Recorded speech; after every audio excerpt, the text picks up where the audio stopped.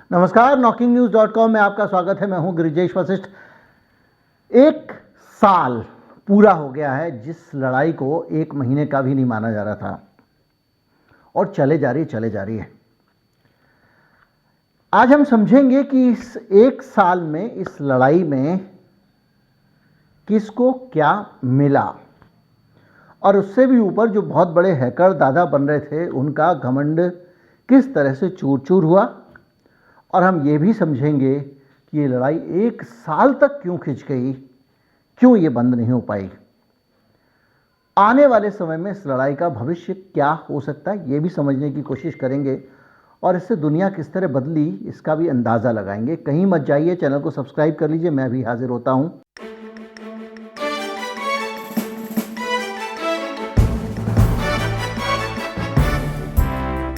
साल भर पहले जब रूस ने हमला किया था तो ये लग रहा था कि अब बहुत जल्दी ये ख़त्म हो जाएगा।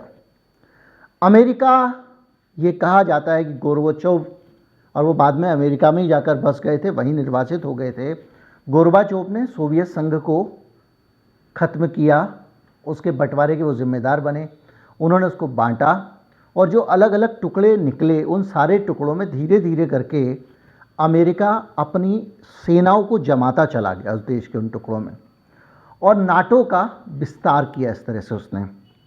और इस विस्तार की प्रक्रिया में यूक्रेन जो है वो अगला पड़ाव था। व्लादिमीर पुतिन ने इसका विरोध किया और उसने कहा कि हमारे सर पे आप सेनाएं अपनी खड़ी नहीं कर सकते, क्योंकि नाटो का एक जो चार्टर है वो ये कहता है कि कोई भी अगर नाटो का सदस्य है उसके साथ कोई युद्ध होता है तो नाटो के सारे सदस्यों के साथ युद्ध माना जाएगा। ये एक तरह की वॉर ट्रीटी है।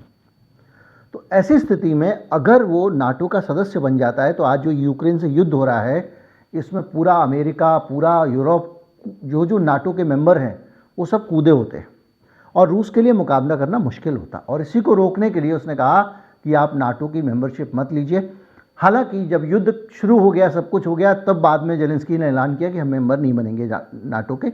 लेकिन इसलिए ये युद्ध शुरू हुआ और इस युद्ध के शुरू होने के बाद थोड़े ही समय में रूस ने अपनी सीमा के आसपास के प्रांत यूक्रेन के अपने कब्जे में ले लिए और वहाँ पर उसने अपना रेफरेंडम वगैरह सब करा दिया। और जो स्थिति है उसके बाद से वो छिटपुट अपना गोलीबारी करता रहता है। उधर से युद्ध लंबा खिंच रहा है और लंबा खिंचने की सबसे बड़ी वजह ये है, और वो वजह सीधे से आप समझ सकते हैं, युद्ध की सालगिरह पर जिस तरह से बाइडेन पहुँचे और पहुँच के वो जेलेंस्की से मिले हैं, उससे ये पता चलता है कि ये जो पूरे के पूरे अमेरिका और उसके एलाइज़ हैं वो लगातार यूक्रेन को मदद कर रहे हैं। जब बाइडेन पहुँचते हैं वहाँ पर तो आपने वो तस्वीरें देखी होंगी कि किस तरह से जेलेंस्की के साथ बाइडेन मुलाकात कर रहे हैं। तो जेलेंस्की का महल, उनका घर, उनके ऐश्वर्य और उनका कंफर्ट जोन आपको उसमें दिखाई दिया होगा। यानी यूक्रेन का जो एलीट है या वहाँ के सत्ता के लोग हैं वो बहुत मज़े से जी रहे हैं और इस युद्ध में उनको लड़ने के लिए भाड़े के लड़ाके मिल जाते हैं और बहुत सारे हथियार लगातार उनको मिलते जा रहे हैं।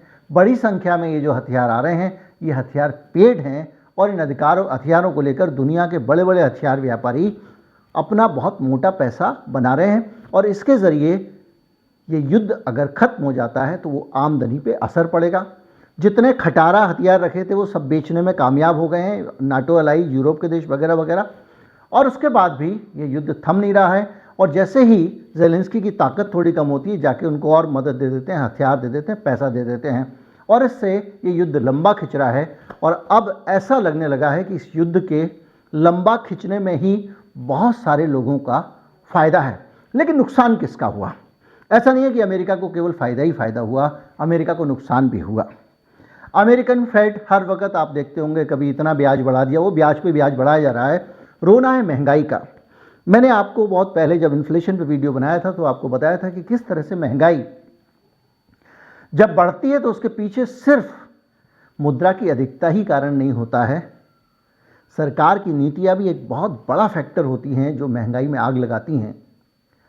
जिस तरह से अमेरिका से अंधाधुंध कच्चा तेल अफलातूरी दाम में यूरोप को सप्लाई किया गया, वहाँ की कंपनियों ने मोटी रकम वसूली है यूरोप से अपना पेट्रोल बेचकर वो एक बड़ा ज़रिया बना जिसके ज़रिए बहुत सारा पैसा अमेरिका में आया और जिसके कारण अमेरिका झेल रहा है महंगाई, फूड क्राइसिस बहुत उच्चतम स्तर पर पहुंच गया, भोजन की समस्या खड़ी हो गई। मैंने आपको बताया था कि गिन के टमाटर बिक रहे हैं, कहाँ पे?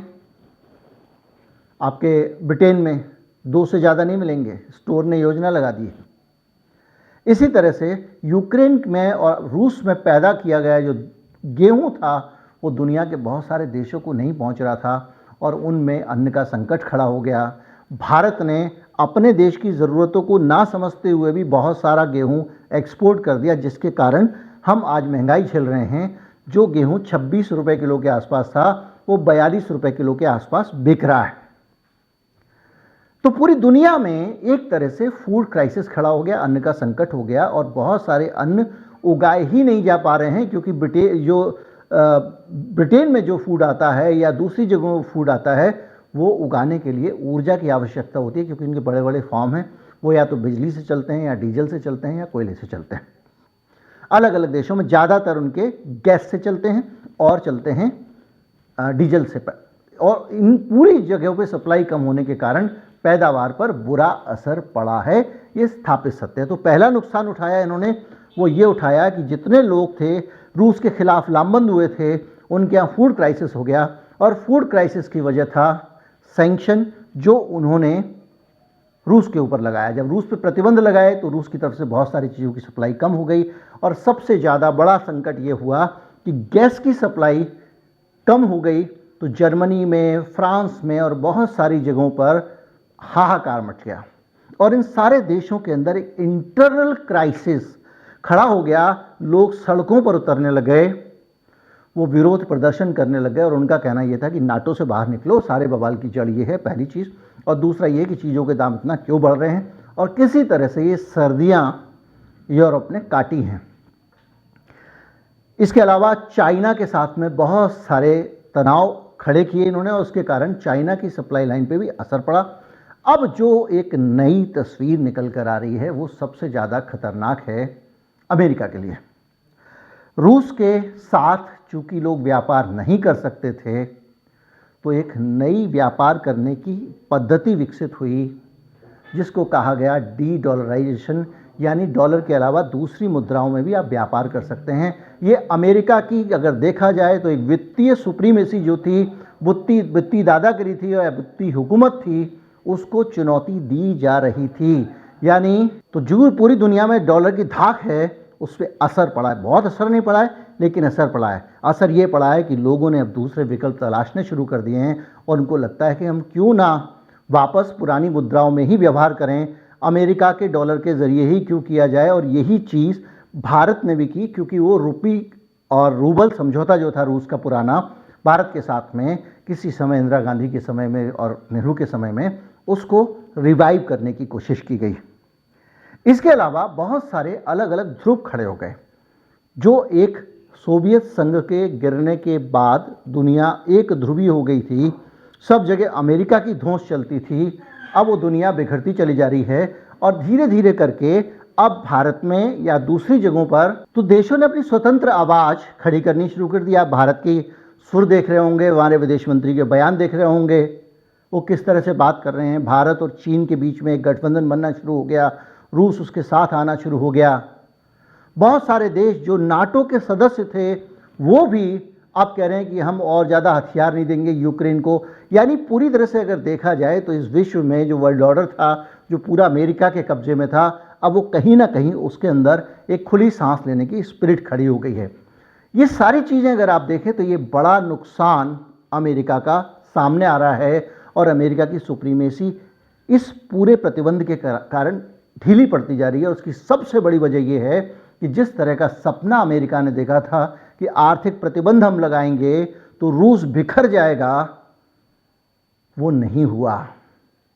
प्रतिबंधों के बावजूद रूस सरवाइव कर रहा है, उसके यहाँ क्राइसिस नहीं है, उसके यहाँ दिक्कतें नहीं हैं। लेकिन नुकसान मल्टीनेशनल्स को हुआ जो रूस छोड़ के वापस चली गई, उनको एक बड़ा बाजार छोड़ना पड़ा।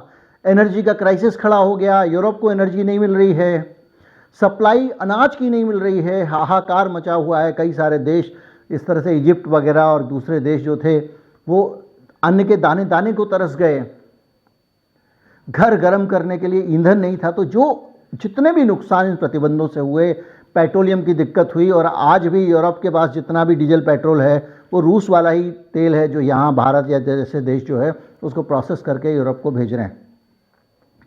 तो अगर आप सब तरफ से देखें तो इस पूरे युद्ध में इतनी बड़ी संख्या में बड़ी बड़ी ताकतों के इकट्ठे होने के बावजूद रूस जमा रहा है और इन सारी ताकतों के ऊपर इसका बुरा प्रभाव पड़ा है, दुष्प्रभाव पड़ा है। और एक साल का निचोड़ ये है कि अमेरिका को, जिसको चीन ने कहा कि ये एक डिस्टर्बिंग फोर्स है दुनिया की जो हर जगह डिस्टर्बेंस करती है, उस अमेरिका को अब आज के हालात में अपने अस्तित्व को, अपनी जो उनकी दादागिरी थी, धौंस थी, उसको बचाए रखना असंभव हो गया है। आने वाले समय में जो दुनिया निकलेगी वो यूनिपोलर नहीं होगी, उसमें फिर से कई ध्रुव होंगे, उसमें चीन के नेतृत्व में भी कुछ ताकतें खड़ी होंगी, दूसरी तरफ से भी कुछ ताकतें खड़ी होंगी। भारत के संबंध में सबसे बड़ी दुविधा ये है कि हम चीन के साथ संबंध अच्छे रखते हैं तो हमको एक डर हमेशा रहता है कि किसी दिन चीन का जो पुराना इतिहास है, विस्तारवादी नीति और दूसरी चीज़ें, कल के दिन अगर वो भारत पे फिर से कब्जा करने की कोशिश करता है तो हम उस पर दोस्ती में हमको बहुत नुकसान हो जाएगा। अगर हम चीन से दूर जाते हैं, अमेरिका के पास जाते हैं, तो हमको रूस और चीन से नुकसान हो जाएगा।